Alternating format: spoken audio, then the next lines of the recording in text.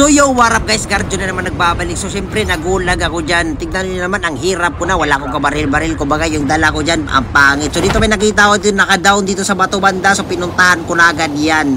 Okay, so nag-a-up siya sa sarili niya. Buti na lang sakto yung pagdating ko.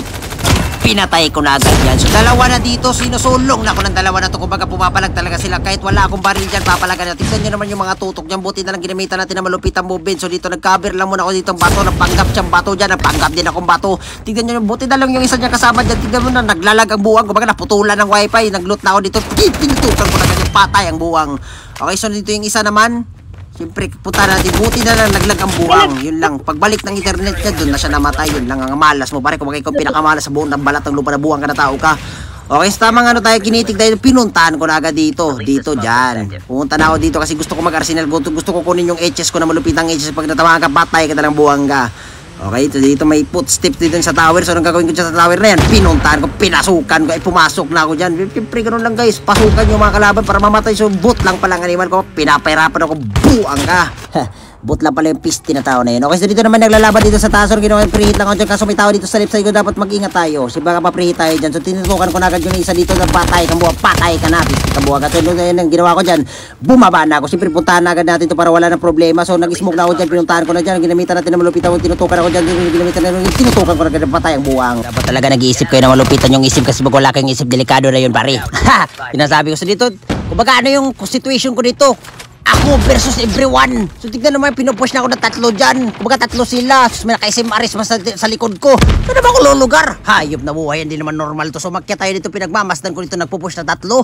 Okay, so ginawa ko dyan, nag-smoke na ako. So nandito niya ka-Charlie. Anong gagawin natin sa naka-Charlie yan?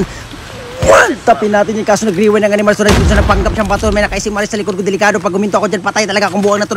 Peace! Ganong! Yay! Peace! Talaga na kasi Maris yan. Pag huminto ka dito, patay ka talaga. Dapat hindi ka huminto dito, pare. O so dapat tamang hiling tayo dyan. So pinuntan, inakyatan ko na dito. Pagpunta ko dyan, tinutukan ko yung isa dyan. Kaso mayroong mechanic! Ha! Agay ha!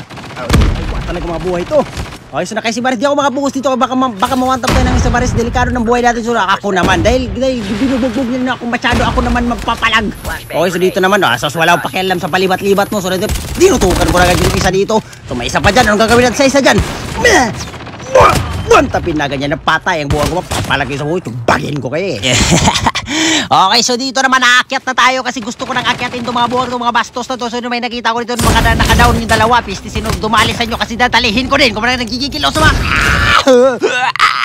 okay, so dito may nakita natin nakabibiyan. So anong gagawin natin dyan? Ginamitan natin na malupit na mumoy, patay ang buwang. Okay, bumaba muna tayo dyan. Siyempre nagila tayo, napagkapon na tayong bato dyan. Napagkapon na tayo ng ano dyan. Ano basta kahit ano.